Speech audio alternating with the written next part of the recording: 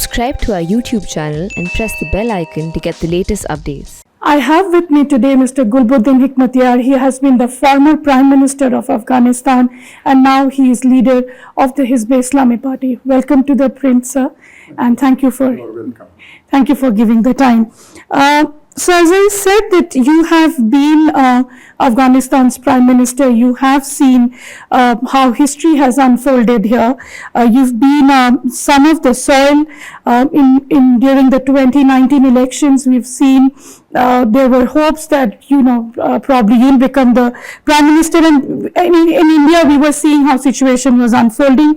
But the scenario today has completely changed and it seems history has come a full circle. What are your thoughts on that? Bismillahirrahmanirrahim. Unfortunately, history had this coming. The local actors as well as their foreign backers should have learned something from previous histories. This current government was an extension of the imperialistic design that the West had, and this over-reliance on them was predictable that this collapse was coming. It was just about a matter of time, and the moment the foreign troops withdrew, the clock started ticking, and we are where we are right now due to all of that. Many think that superpowers do not commit blunders, but history as we know it is a result of those blunders by these superpowers. The Soviet Union committed that blunder. The dissolvement of the USSR or disintegration of it started from its defeat in Afghanistan. You would have expected the United States not to repeat that mistake, but they went down the same line. His Excellency's advice to them or warning to them was not to repeat the same mistake. We told them that they will come here, they will be in an unwinnable war, and then they will eventually walk away with their heads bowed down, and that's exactly what happened. The United States extracted its troops only to send them back again. So that's my next question in the sense, I know for a fact that you've never supported the presence of foreign troops here, but the way you see the withdrawal after a 20-year-long war, do you think they are withdrawing in a haste?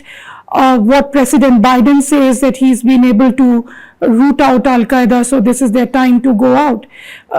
Is that a right assessment? Have they done anything for Afghanistan? It was a complete mistake and blunder. Their coming into Afghanistan was a blunder. The way they went out was a blunder. And now we've seen them come back again, which just goes on to prove the point that their withdrawal was a mistake to begin with. They kept reiterating their assurances that the Afghan defense forces were strong enough to sustain the fighting and to defend territory. And yet we saw how quickly everything crumbled and how most of the territory was captured from them as soon as the foreign troops left. Much could have been done to avoid the current outcome that they did not do. Had they expended some effort and prior to their withdrawal, had they done their homework and forced parties, especially the Afghan government, to agree to certain principles of transfer of power, of a transitional government, of a ceasefire, and so on, it would have made life much easier. But the idea is that they left and withdrew without a plan in place for Afghanistan. We kept reiterating to the Afghan government that it was time to come up with a unified peace proposal that goes bottom up in Afghanistan. We kept on talking about how it should be a conclusive and inclusive process. We kept reiterating how it was so important to create a non-coalition, non-power sharing arrangement. We kept telling them that it was extremely important and pertinent that we send a high-level delegation, one that could make executive decisions, to go and sit down with the Taliban and have a discussion with regards to what the future might hold for Afghanistan. And all that we were doing was trying to avoid the warmongers and those who wanted to monopolize power. And we wanted to move towards a government, a peaceful settlement for Afghanistan. Unfortunately, had they paid heed, we would not be in the situation that we are in right now. We see the government now, which is too little too late, sitting down with political leadership and the political elites trying to discuss a high-level delegation that would be sent out in the form of a transitional government. And this is in a situation where the government holds no major cities other than Kabul, where more than 25 provinces, including whatever have been captured today, are in the Taliban's control. Had all of these things been done 3 to 4 months ago, we wouldn't be in the dilemma that we are in right now. You can see the unpopularity of the current regime by how the major cities, the provinces and the districts fell one after the other like dominoes without much resistance. It just shows you that no one was willing to invest on this or put its stakes on the state. On the other hand, we had local populations rising up and taking over territory and swearing allegiance to the Taliban. All goes to show the unpopularity of the current regime and their failure of governance. The reality is the Taliban didn't move from the south to the north. These were local fighters that came up in every province and upset the system there. We saw that in the house of Dostum when it's captured, the Uzbeks are the people capturing it. We saw that in Badakhshan, the Badakhshanis are the ones fighting in the local provinces. The reality is that these are people who had seen the worst of the government. They were tired of the system and they just chose the first possible viable alternative. The amount of corruption. I am COVID vaccinated, it's just my allergies. So the idea is that these people saw the level of corruption in the government. Their properties were seized from them generation after generation, so much so that eventually now the war has almost 3 million IDPs. It has 6 million refugees outside Afghanistan. 1/4 of Afghanistan's population is unsettled. And that's the result of everything that the government did. So this war is due to them.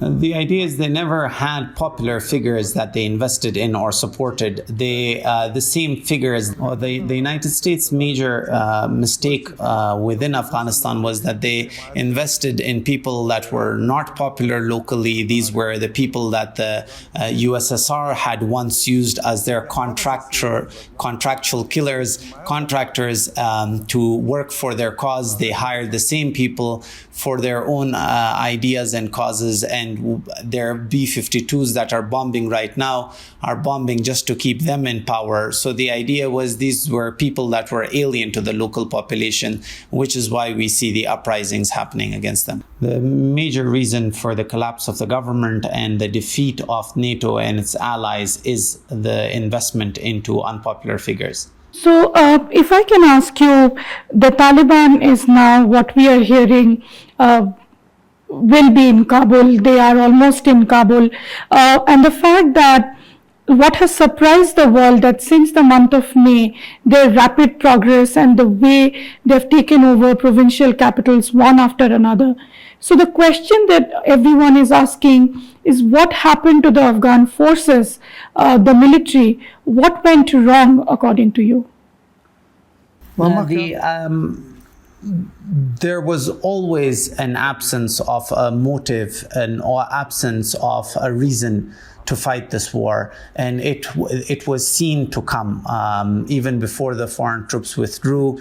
The idea is that once the Afghan Defense Forces had to stand up for themselves, there was very low morale, there was no conviction to fight, and it was necessarily, if you look at the map of Afghanistan and the fall of the provinces within the country, most of major parts of Afghanistan ended up falling without fighting. You saw Jalalabad fall without fighting. You saw Kunard fall without fighting, and there Laghman, and then there's talks today of little to no resistance within most of the regions, and that just shows you that at the end of the day, no one wanted to die to defend this system and die to defend these people that never truly belonged to this country to begin with. The resistance in Mazar wasn't as strong as probably resistance in some districts of Afghanistan. So do you think now that the situation, we are all aware, is going to change, there'll be a transition government, what is the role that now you are chalking out for yourself because we are all sure that Kabul is going to change, and also for your party, the party that you head, what is the future and what is the kind of roadmap do you see going forward? Our advice to the Taliban previously and even now is to avoid urban warfare. Urban warfare has a huge cost with regards to human casualties, with regards to infrastructure. And even now, we urge them to not plan on marching on to the capital. I think the only solution forward is to sit and discuss the formation of a transitional government. This transitional government is not a coalition government that is based on power being shared by different parties of the conflict, because then it does not make sense. It is not sustainable if arch enemies are sitting in a coalition government.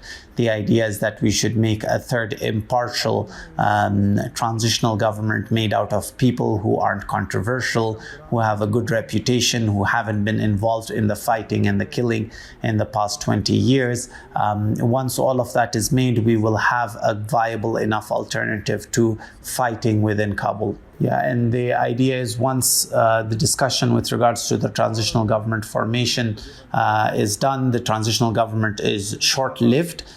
Their idea is that they sit down and they discuss what will happen in the future with regards to elections, and whoever represents the nation will do so by the will of the people. These are certain discussions that need to be had right now and agreed to urgently before more blood is spilled. Every party to the current conflict have to agree that the only way to power is going to be elections.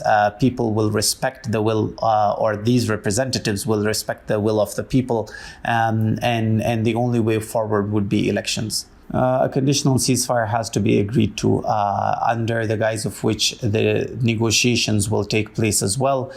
The idea is that the Taliban can condition their ceasefire on the release of their prisoners, something that will happen during that time. And there can also, the ceasefire has to be timed as well, time limited, under which they decide how the transitional government is going to move forward. So until all of those decisions are final, no party engages militarily with the other. His Excellency lauds the effort of both parties in areas which were handed over without much resistance. And the idea is that the Taliban choosing not to fight and use force to take over the cities, and then the local authorities there who chose to hand over power, those were good steps taken. We wish that that had been imitated across Afghanistan or emulated across Afghanistan, so that we could have avoided as much bloodshed as this war currently has seen. Had all of this happened 2 months ago, we would have avoided so much bloodshed and we would have already had a transitional government now. So do you think when you talk about a negotiated settlement, are you talking about the discussions that are going on in Doha? Do you see any future in that? Because rounds after rounds, we are seeing the outcome is the same. Secondly, when you talk about elections, that's what everyone is asking. Looking at how the elections had taken place in 2019, do you think if elections takes place at a time like now when everyone is scared and, there is so much of apprehension in people's mind, do you think that will be a successful kind of voting where people will come out and vote? One of the major factors of the collapse or the situation that we see in Afghanistan was the fraudulent and corrupt elections. We kept reiterating the need for transparent elections. We still reiterate the idea that if there is ever going to be an electoral system, it has to be transparent. It has to respect the will of the people. We kept asking the government to improve the electoral system in itself as well. We thought that many people were getting locked out of using their universal suffrage right. The idea is that you had internally displaced people that couldn't cast their votes because they weren't in their towns of origin to be able to cast the vote. We had 6 million refugees that were outside the country with no mechanism to participate within the voting system. We have been reiterating to the Taliban as well as the Afghan government that anyone who imposes themselves on the Afghan people will not last long within office. Let's let us just all agree on the concept of elections. Let us agree that our following systems are not based on coup d'etats. We hope that it is not puppet regimes installed by outsiders. And it's only that way in which we can move forward and actually have a stable Afghanistan in the long run. His Excellency points out how you mentioned the previous elections. He says that the previous elections were a sham. No one was elected to power through ballots. These were decisions made within embassies, specifically the German embassy. One private company, Dar Muluk, ended up orchestrating a systematic win for Ashraf Ghani. So at the end of the day, our message has always been to both sides of the conflict that neither war nor fraudulent elections should be your path to power if you want what is good for the country. And my last question to you will be, the fact that a lot is being talked about the role that the neighbors are playing. We've seen the kind of role that India wants to play, the role that Pakistan is playing, the role that Central Asian countries, Iran, Turkey, they want to play. What are your views on the role, especially that India and Pakistan are playing, and you know the tensions between them? Our hope has been and is that Delhi and Islamabad don't bring their rivalries into Afghanistan. Unfortunately, if you look at history, that has had to happen time and time again. We've always asked our neighbors, especially the close and farther away neighbors, is to stand by the Afghan people, to not side with imperialists. Knowing India's colonial history and what it had suffered, the Afghan people expected India to side by the freedom fighters rather than by the Soviet Union, which is who India chose to side with. And that was based on the idea that it was assumed that the Afghans were on the side of the Pakistanis, whereas it was just an exodus of people and refugees that had gone to Pakistan to seek refuge because that was the only natural option that they had. They had no other way out. And when the NATO forces invaded, we saw India and Pakistan both side with NATO in this fight. We appreciate we obviously have our complaint against that stance that both countries took. However, we do appreciate Imran Khan recently saying that him siding by NATO in this last war was a mistake. And this is something we had been warning them about. And he said that he wouldn't take part in another coming war. We want an independent Afghanistan. We want a sovereign Afghanistan. We want a non-aligned Afghanistan. We do not want to be part of anyone's economic, military, political rivalries with. And we want to have that independence, and we do not want to be dragged into wars of other nations. And that's our hope. And again, the spillover effect, the importance of Afghanistan's geostrategic location is if a war is prolonged, an intractable conflict takes place, it will spill over on the region. It will spill over on the globe. And unless this is stopped here, the world will not see peace overall. Some elements in Iran also believe that instability in Afghanistan works in their favor. They feel like the gas and oil industries and reliance of India and Pakistan on them is going to be replaced by any pipeline or any project that is done through Afghanistan, and Central Asian countries can provide a substitute in return. But they too are facing the consequences of such an approach. We believe that instability in Afghanistan is not in anyone's favor. A more secure and stable Afghanistan is going to help out every country in the region as well. Let's not transfer the Kashmir conflict into Afghanistan as well. If nothing else, the TAPI project, the pipeline project, should be enough for Pakistan and India to see eye to eye and understand that a stable Afghanistan is going to do economic wonders for both countries. And maybe that could be incentive enough to put their rivalries aside. You think TAPI has a future? The concept here is that the status quo cannot persist. It is bound to change. The same territory that you have seen change hands has done so many times before. And we believe that any power that is gained from coercive means or military means never stays for long. And that is why we are hopeful that both sides of the conflict have seen the futility of fighting and how it is futile. All sides of the conflict. Yeah, all sides of the conflict now understand the futility, regional and local and international, and that they have realized that the only way forward can be listening to the will of the people, of a ceasefire, of peace, and we're hoping that that is the way forward. Once that happens, it's natural that projects such as TAPI that you talked about are going to take place. The only thing right now is physical security that can be guaranteed through this process. Even before His Excellency had come out of hiding and before he had signed his peace deal as well, when the TAPI project was being discussed, he had declared that he was willing to help secure the project and help it achieve completion. So we've always stood by such national and regional projects that help Afghans and the region as a whole. His Excellency's conversations with President Ashraf Ghani during the negotiation phase also included the discussion with regards to TAPI. Hezb-e-Islami, Ashraf Ghani had said that he needed 7,000 people, armed people, to defend this project and maintain its security.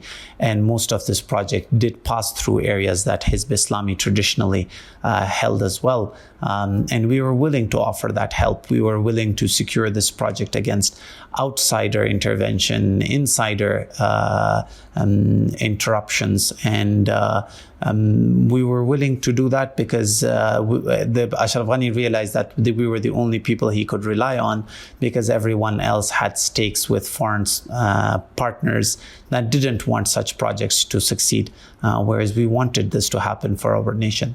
All other stakeholders and parties had contact and were trying to look out for interests of spoilers within the region, international partners and neighbors that did not want such projects to succeed and saw it as undermining their own interests. Thank you so much. Thank you for your time. Please take care. Shukriya.